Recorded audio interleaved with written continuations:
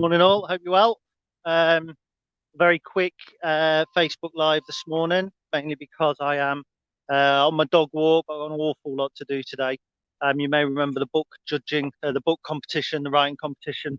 We're having our meeting to judge that today. So if you did put an entry in, good luck. The judges will be meeting this afternoon. I still have about 10 stories to read, so I've got a little bit to do. I'm trying a little bit of a new setup today. I haven't got my headset on, but I've got a great big sponge over one side of my phone, so I can't actually see my own face or how many people are watching. But it's hopefully diffusing the wind.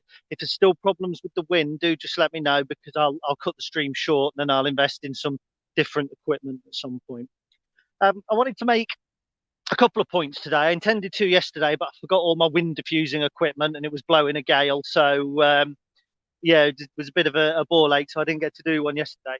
But in an article that I wrote earlier on this week, I was picked up on something by my good friend Pete, who's always been one of my biggest supporters and my biggest critics at the same time, always willing to point things out. I said that TJ Eyoma wasn't one of these Premier League stars that couldn't cut it in League One, and Pete read that as being quite insulting to both League One and the Premier League players, in that I was suggesting that League One wasn't a division that was full of quality, and that it was more about kind of what my dad used to call clodhoppers, aggressive footballers, that sort of thing. So I just really wanted to correct that, because it certainly wasn't what I meant. If anybody's thought that, my point was that Ioma's performances for me have looked every inch that of a senior footballer.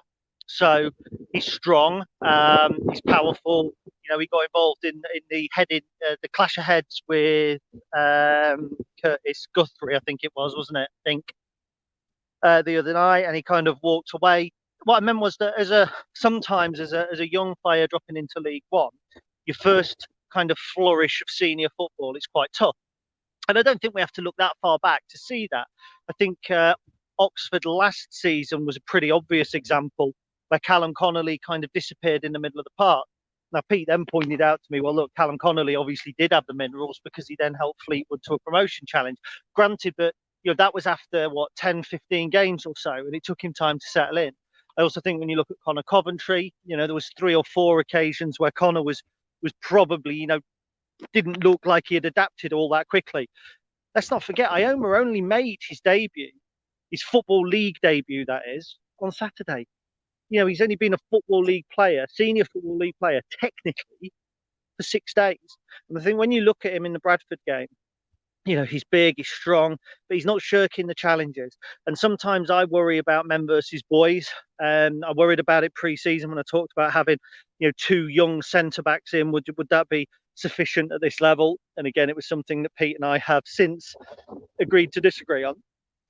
But I think, I think with Eyoma, I think that he's going to do for us what there was a fullback, Matthew Olasandi, I think, at Rotherham. I might be wrong, but he's going to do for us what Olasandi did, what Mark Bowler did at Blackpool.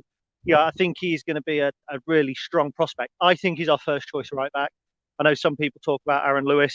I know some people think that maybe Alex Bradley will challenge. I think at the minute probably Bradley and Lewis are the backups, and I think that Eyoma is our first choice. And I think he's a fantastic first choice as well. So, right, a couple of comments before I carry on, and you'll see me scrolling through them because I'm holding my phone a slightly different way. That might work. So, Kate, good morning from Helsinki this time. Kate's on a European tour. Badman Ting himself, the original Cornel Brumman of the Imps Ting podcast. He's online. A good friend, Johnny D. Morning, mate. What else have I got? For some reason, it's not picking it up. Sean Simons, which is another good match day friend of mine. Good morning. Derek Carlisle, good morning to you. Carl Gibson, 100% agree. I'm pleased with that, Carl. Thank you, pal. So anyway, that's kind of where I am with Eyoma. I think what I should also say is that when you look at our loan players now in Morton, Palmer and Eyoma, not one of them really looks like a loan player. I thought Morton looked, sharp. He looked more than capable of dealing with the physicality as well. And maybe I should just jump to Tyrese John Jules here, because after John Jules's opening goal for us, he had 6 very tough games where I thought he was bullied quite easily in matches. He got into some good positions, missed the odd chance, let it get to him. Yeah, I was more thrilled to see Morton sign than I was Tyrese. That's no, Tyrese might go to Doncaster and thrive. I'm not saying he's a bad player, but I think we don't look like we've got a make weight loan player. We look like we've got 3 senior professionals who have come in, who are all ready to make a big difference to us. Whereas, sometimes the loan players can take time to settle. I think back as far as, and some fans will remember this, Carl Birmingham, who came in from Manchester City. I think they were Premier League at the time, and they were really poor. There was another lad as well, Niall something. I'm sure it wasn't Niall Rodney. Another lad, Neil Fenn, came in from Spurs, and he was another attacker that you kind of thought, the champ man, the Football Manager fans had seen him and he was going to be great, and he came from Spurs and he just didn't adjust. And that's no slight on League One. Senior football is a mix of all manner of talent and experience. And when you think of League One and League Two, sometimes you think of, big, nasty, ugly defenders who are going to put a foot in, but it's not that. We're talking about senior footballers, players that have played 10, 12 seasons in the game, and they've learned the ropes. And it's the difference really between Tom Hopper and Callum Morton. And I've got some more quotes from Michael Appleton to put up later from when I met him on Monday. And we discussed the differences between Callum and Tom. And he said, in Callum, you've got that kind of youthful exuberance. He's fast, he'll run all day, he'll harass, he'll play the channels. And in Tom, you've got that know-how. Now, Tom's not an old player by any stretch of the imagination, but he's been around enough to know when to bump a defender. He's been around enough, though, when to win a free kick on the edge of the area that James Jones curls in for an Adam Jackson winner. So that is experience. That's what League One kind of players are expected to have, or senior League One players. And so then when I talk about Eyoma coming in and not looking out of place, he doesn't look like he's out of place when battling perhaps the dark arts, when playing against players who are willing to put their head in where it's going to clash with somebody else's head. And I think probably in under 17, under 19, under 23 football, which is much more technical, which is much more skill based, it tends to be played in the higher 2 divisions. It tends to be played with elite youths. And there's an awful lot. Am I blocking the screen? Sorry. And there's an awful lot there about around kind of, technique and those sorts of attributes. And I just think that our loan players this year have been very, very carefully selected. I had it on good authority that we did impressive presentations to the likes of Arsenal and Manchester United, where we could potentially have brought in some of their youngsters. And I think it's very telling when you look at the youngsters that we have brought in, not just the quality, but the number as well. Just 3. You look through somewhere like Gillingham, they're peppering their squad, young player after young player after young player. And some of them simply won't make the grade. Some of them will just kind of mingle into the squad. Like the lad Hesketh last season, for me, he was one of the players I was a little bit critical of, because I just felt, why are we borrowing a young player who is probably no better than the number 10 that we had in Jack Payne? So I think the loan player situation is really interesting. I'm going to move on a little bit to MK Dons. Just let me have a look. 31 watching. Sorry, I've got like this microphone thing over. Move on to MK Dons. I'll do a bit of a preview on the podcast, which should be out at 12. Obviously, there's a preview from another fan, and Jake and Jonathan Harris, the other fan's name, on the site. So I don't want to go into it too much, but just to kind of reiterate a little bit what I've said on the pod, and I'll come back to that question, Sean. Thank you. I've just got a question in there that I can see. I think this is a winnable game, and I hate winnable games because they come with a level of expectation, and when they come with a level of expectation, it's easy to be disappointed. You go into Oxford, you draw 1-1, you come away thinking, that's a good point, Matt. I didn't expect anything from that. You go to MK Dons, you come away 1-1. Bear in mind, it's away from home. And you think, I fancied the win there. Michael said after the Bradford game, it was a game they expected to win and they knew they could win. I think they'll feel the same about MK Dons. And I said about Oxford playing them at a good time because they just signed Sam Winnall. They're going to sign more players, almost certainly. Same can be said for MK Dons. Lost Reece Healy, haven't really replaced him yet. I talk about their strikers on the podcast as well. But I just think it's a weaker MK Dons team than it was last season, than the one that came and drew 1-1 with us last season. I think they've lost their a potential engine in Conor McGrandles. At the moment, Scott Fraser, I don't think has made his debut for them. He might do this weekend. You never know. But I just think it's a really good time to play MK Dons. And I think I spoke to Liam Bridcut at the beginning of the season for the programme, and we talked about going on a run. And he kind of said, look, we're not going to make promises about going on an early run. We're not going to kind of set ourselves those targets. But in actual fact, we've gone on an early run, not in the league, but in terms of winning games, in terms of the refuse to lose mentality, which is obviously a favourite from a previous manager. I think we're beginning to show that. This Lincoln City team is vastly different from the one that beat Burton 3-2. I mean, lockdown has made an awful lot of changes to the world, to society, to individuals. It's made a hell of a lot of changes to Lincoln City, and it probably would have done anyway. It probably would have done just naturally over the summer. But it is striking, isn't it? The way that we set up, the way that we play out from the back. We're 4 games in. I haven't heard one moan saying why we're playing out from the back. Why? Because we're doing it successfully. Because we're playing out from the back with a certain style. Panache, there's options every time we come out from the back. If teams press us, we can find space. There's clearly been a lot of work gone in drills. I know for a fact that for the first 3 weeks of pre-season, all Michael did really was set ups. He was setting the lads up, patterns of play, that sort of thing. So, I think we can see that. And I think that to go to MK Dons and get another win would be, or you just avoid, I say to avoid defeat, but to get a win, you've got 6 points on the board. You've got through 2 Carabao Cup games. You've got through 1 EFL Cup game, and you haven't been beaten. That's a fantastic start. And when you looked at Oxford, not so much MK Dons away, Charlton at home, it's a tough start. And I said if we'd got 6 or 8 points, I think after 5 or 6 games, I would have been happy. We could have that after 3 games, and that'd be really exciting to see. So. Right, I'll take a couple of questions. I know it's a bad time, really, to chat to people. Just Dave Roberts, morning, mate. We will sort that dog walk out, I promise you. Dane agrees with me that TJ's a real battler and's had a fantastic start. So we've got the question here from Sean. Would you start Bridcut on Saturday? Yes. That's almost certain. He's club captain. I hear this, never change a winning team. We won on Saturday and changed the team for Bradford. So was that a fallacy? Should we not have done that? We beat Bradford, so should we not then change the team again, say back to the team that beat Oxford? Should we not play our best 11 all the time? I don't buy into never change a winning team.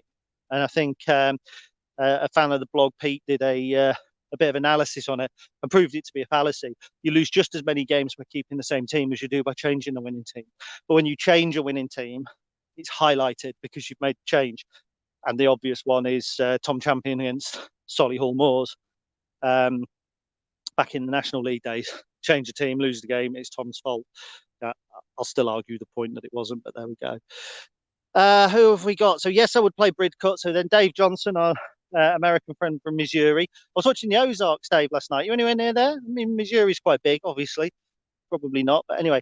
So who does Liam replace in the 11? We push Grant out wide and see Liam, Jones and McGrandles. Well, you spot on, mate, to be fair. Yeah, that's exactly what we do. I think Anthony Scully's had a great start to the season. 2 goals. He's looked lively. I think in the friendlies, he'd probably be the first to admit that he was so-so. He looked all right, but I don't think he looked stunning. But you've got that air of unpredictability about him. He's popped up at the back stick a couple of times. He'll offer us something different to George on the left. You can't drop George Grant because he's a sublime footballer. I don't think you can drop Jones and McGrandles.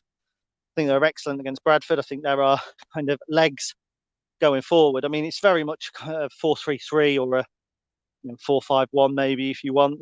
But there's 2 8s rather than 1 10 in this setup, and that's probably Jones and McGrandles. Grant's kind of sat in at times. That's what Bridcut's come here to do, and he's not going to now sit on the bench unless they want to give him another kind of 30 minutes at the end of this game and just make sure he's fit 100%. There's no need to rush him back, so it depends on his fitness. But if he plays, for me, he comes in the 6. You keep Jones and McGrandles. I mean, Jones has been excellent, super. McGrandles is going to get fewer plaudits, but I think that he's a real key player. And chatting to a couple of people around the ground, I mean, obviously Michael, I spoke to Max Melbourne for the Liverpool programme yesterday. and they both spoke in glowing terms of McGrandle's influence around the place. His energy, I think he's a bit of a joker. I think he's a big squad player. And back when Michael managed Oxford, he needed a character. And he needed somebody who kind of came in and shook things up. And he brought in Alex McDonald at the time. And it kind of changed that squad dynamic. Now, I think with McGrandles, he's brought in kind of a character that, it's not all work, is it, at the training ground? There's got to be a bit of play for the camaraderie. And I think McGrandles, Alex Palmer and Ethan Ross potentially are players like that. You've got to have one of those players as kind of a senior pro, otherwise you get the Ben Coker, the kind of joker on the sidelines. So I think McGrandles and Jones play, and Grant's got to play. For me, George Grant is probably, he's not vice captain officially, but he is, in everything but name, I would say. So I think you play Grant, probably Anderson on the right, but there's an option there if Harry isn't fit to. Sorry, I've gone into a dip. How's that? There's an option there if Harry isn't fit to probably go with Scully on the right. So lots of options, which is fantastic. So let's have a look. What's your take on Appleton having respect for Klopp? Well, obviously he's going to have respect for Klopp, Cornell. The guy won the Premier League and the Champions League. Fair play to him. What a great manager he is. So yeah, it'd just be nice to see him at Sinsel Bank, or at least see the Montelli at Sinsel Bank. So that's quite good. Have I got any more comments? Yes, I have. Mark Smith, loving the current energy across the squad and the type of football we're playing. Me too. Type of football, could it be kind of Schofield, Dean, circa 2006-07, but with a defensive know-how as well? Potentially, you might look at it that way. Potentially. Maybe, it's wrong to try and compare styles to other ones. Maybe it is just, this is our style. This is Michael Appleton. This isn't like anybody else. Have we ever seen the like of this at Lincoln? I don't know. And that's not to say that it's going to be a success going forward. It might not be. We might get found out. 2006-07 proves you can play all the nice football you want, but you've got to have the minerals as well to kind of combat the more aggressive sides. And I remember us, beating the likes of Swindon that played nice football, beating the likes of Walsall who played nice football, and then getting stuffed 4-1 at Hereford, who were big, strong, robust. So, you've got to be able to mix it up both ways. I think we did really well against Oxford. Huge tests when we played the likes of Gillingham and Northampton, Shrewsbury, teams that they want us to go on to them. Oxford invited us onto them, and we invited Oxford onto us. And kind of, we sat back and soaked it up. That was great. It's all right dismantling Bradford City, who were poor. I'll take that off, by the way, now. Sorry. Where's it gone? There we go. It's all right dismantling Bradford City, who were poor, against Crewe. They probably, we matched each other in terms of football. So it's an interesting one going forward. Never too high, never too low. Is interesting. So Dave is 20 miles away from there. The show is set. Good. Thank you, mate. I've only just started watching it. It looks like a really nice place, the Ozarks, to be fair. James, how you doing, mate? Good morning. Hope you're well. I would say I am always well, but I'm particularly well on a Friday because I can kind of spread my real job over 3 days and get out in this beautiful sunshine.